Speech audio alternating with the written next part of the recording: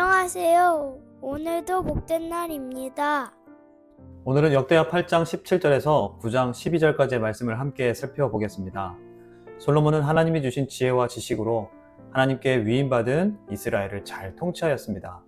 그리고 역대하는 솔로몬이 하나님의 지혜와 지식으로 이스라엘을 잘 통치하였고 하나님이 그에게 많은 부를 주신 말씀도 기록하고 있습니다. 본문의 17절과 18절은 솔로몬이 후람과 함께 배로 무역하며 얻은 것을, 9장 1절에서 12절은 솔로몬의 지혜로 많은 보물이 오게 됨을 말씀합니다. 17절과 18절 말씀입니다. 그때의 솔로몬이 에돔 땅의 바닷가 에시온 게벨과 엘롯에 이르렀더니 후람이 그의 신복들에게 부탁하여 배와 바닷길을 아는 종들을 보내매. 에시온 게벨과 엘롯 지역은 홍해 바닷가 인근 항구 도시입니다. 홍해로부터 아라비아, 동아프리카, 인도 서해안으로 이어지는 항로가 열어지도록 무역망을 구축한 것이죠. 열왕기상 9장 26절에서 28절을 보면 솔로몬이 에시온 게벨에서 배를 만들었다고 기록되었습니다. 본문에서 후람은 배를 보내고 뱃길 아는 사람들도 보냈습니다.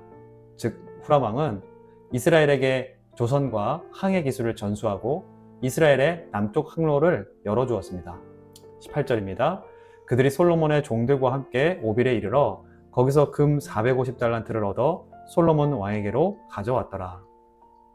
오빌은 예루살렘 남쪽 아라비아 지역으로 금이 많이 나는 곳입니다. 솔로몬과 후람의 신하들은 무역의 결과로 오빌에서 금 450달란트를 받아옵니다. 15톤이나 되는 엄청난 양입니다. 여기서 한 가지 확인해야 할 내용이 있습니다. 후람 왕은 주기만 하는 왕인가? 아닙니다. 이스라엘과 우호적 국가로 동업 관계이며 서로 거래도 있었습니다. 이전에 성전 건축 과정을 기록한 열왕기상 5장 10절에서 11절을 보면 솔로몬의 모든 원대로 백향목 제목과 잣나무 제목을 주매 솔로몬이 히람에게 그의 궁정의 음식물로 밀 2만 고루와 맑은 기름 20고루를 주고 해마다 그와 같이 주었더라. 하지만 역대하는 성전 다윗 왕조 중심의 성경이기에 이스라엘이 무역의 대가로 받은 금 450달란트만 기록한 것입니다. 솔로몬의 업적으로 금이 계속 등장하는데 당시 금은 부피에 비해 가치가 높고 거래 범위가 넓어서 국제교역에서 최적의 결제, 저장 수단으로 상당히 유용했습니다. 솔로몬은 이와 같이 하나님이 허락하신 땅을 기술력을 가진 두로왕 후람과 협력하여 사업을 이뤄갔습니다. 내륙 농경 사업에서 바다 무역까지 펼쳐간 것이죠. 역대하는 이렇게 하나님께서 솔로몬에게 주신 지혜와 지식으로 감당함에 초점을 맞추고 있습니다. 역대하에서는 솔로몬의 국제적 명성과 위상이 얼마나 대단했는지를 대표적으로 9장의 스바 여왕의 이야기로 말씀합니다. 스바 지역은 일반적으로 지금의 예멘으로 추측하며 이스라엘까지 2000km 정도 거리가 된다고 합니다. 9장 1절 말씀입니다. 스바 여왕이 솔로몬의 명성을 듣고 와서 어려운 질문으로 솔로몬을 시험하고자 하여 예루살렘에 이르니 매우 많은 시종들을 거느리고 향품과 많은 금과 보석을 낙타에 실었더라. 그가 솔로몬에게 나와 자기 마음에 있는 것을 다 말하매. 여왕은 이스라엘에 올 때 고가에 해당하는 향품과 금과 보석을 수많은 낙타에 싣고 왔습니다. 나아만 장군이 나병 치료를 위해 이스라엘에 올 때 아람 왕 벳하단이 하나님의 뜻을 묻기 위해 엘리사에게 올 때 예물을 가져왔던 것을 보면 당시 왕이나 선지자, 상급자에게 갈 때 관례적으로 값진 예물을 가지고 갔던 것이죠. 1절 말씀엔 여왕이 솔로몬을 시험하고자 하여, 여기서 시험이란 단어 히다의 의미는 수수께끼를 말합니다. 사사기 14장 12절에서 삼손이 블레셋 백성에게 수수께끼를 낼 때 동일한 히다라는 단어를 썼습니다. 여왕은 악의적이지는 않지만 솔로몬이 이룬 업적들에 관해 국정, 무역, 방위, 종교 등에 대해 수수께끼를 통해 지혜의 수준을 검증한 것으로 보입니다. 2절입니다. 솔로몬이 그가 묻는 말에 다 대답하였으니 솔로몬이 몰라서 대답하지 못한 것이 없었더라. 열왕기상 4장 32절에서는 하나님이 솔로몬에게 주신 지혜가 얼마나 대단했는지를 기록했죠. 그가 잠언 3000가지를 말하였고 그의 노래는 1005편이며 하나님이 주신 지혜로 스바 여왕의 물음에 솔로몬은 모든 것을 답하며 놀라게 만듭니다. 3절 4절입니다. 스바 여왕이 솔로몬의 지혜와 그가 건축한 궁과 그의 상의 음식물과 그의 신하들의 좌석과 그의 신하들이 도열한 것과 그들의 공복과 술 관원들과 그들의 공복과 여호와의 전에 올라가는 층계를 보고 정신이 황홀하여. 여왕은 솔로몬의 지혜뿐만 아니라 그 지혜로부터 펼쳐진 건축물들, 그 중에서도 성전과 왕궁의 행정력을 보고는 정신이 황홀했다고 합니다. 히브리 원어의 의미로는 호흡이 없었다, 즉 숨이 멎을 듯 놀랐다는 것입니다. 그러나 여왕은 이 모든 것들에 놀란 것보다 솔로몬에게 지혜를 주신 하나님을 찬양하고 있습니다. 5절에서 9절까지 말씀입니다. 왕께 말하되 내가 내 나라에서 당신의 행위와 당신의 지혜에 대하여 들은 소문이 진실하도다. 내가 그 말들을 믿지 아니하였더니 이제 와서 본즉 당신의 지혜가 크다 한 말이 그 절반도 못되니 당신은 내가 들은 소문보다 더하도다. 복되도다 당신의 사람들이여, 복되도다 당신의 이 신하들이여, 항상 당신 앞에 서서 당신의 지혜를 들으미로다. 당신의 하나님 여호와를 송축할지로다. 하나님이 당신을 기뻐하시고 그 자리에 올리사 당신의 하나님 여호와를 위하여 왕이 되게 하셨도다. 당신의 하나님이 이스라엘을 사랑하사 영원히 견고하게 하시려고 당신을 세워 그들의 왕으로 삼아 정의와 공의를 행하게 하셨도다 하고, 이에 그가 금 120달란트와 매우 많은 향품과 보석을 왕께 드렸으니 스바 여왕이 솔로몬 왕께 드린 향품 같은 것이 전에는 없었더라.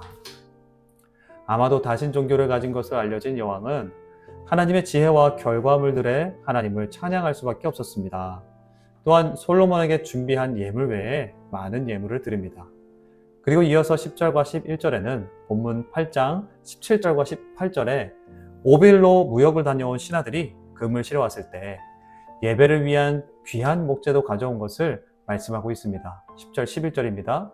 후람의 신하들과 솔로몬의 신하들도 오빌에서 금을 실어올 때 백단목과 보석을 가져온지라.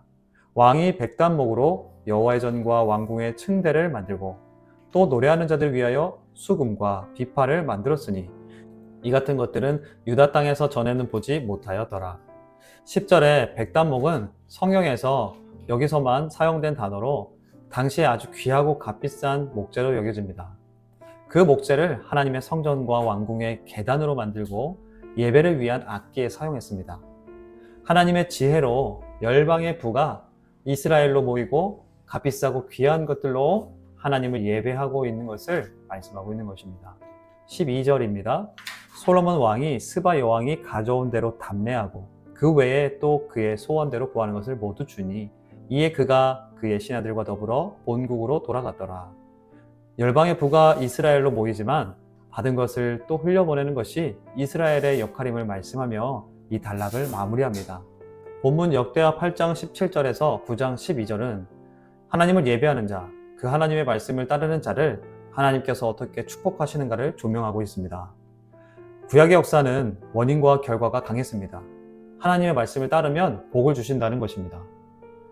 경제적으로 매우 열악한 상황에 처해 있던 포로기한 다음 세대 백성들에게는 어떤 말씀을 주신 것일까요?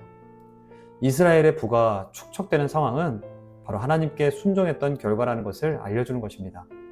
하나님의 말씀을 따르고 살아가면 하나님께서 복을 주신다. 그리고 하나님이 위임해 주신 일들을 감당할 때 길을 열어주신다는 말씀으로 이들이 다시 하나님께 순종하며 살아가길 촉구하는 말씀으로 주어졌습니다.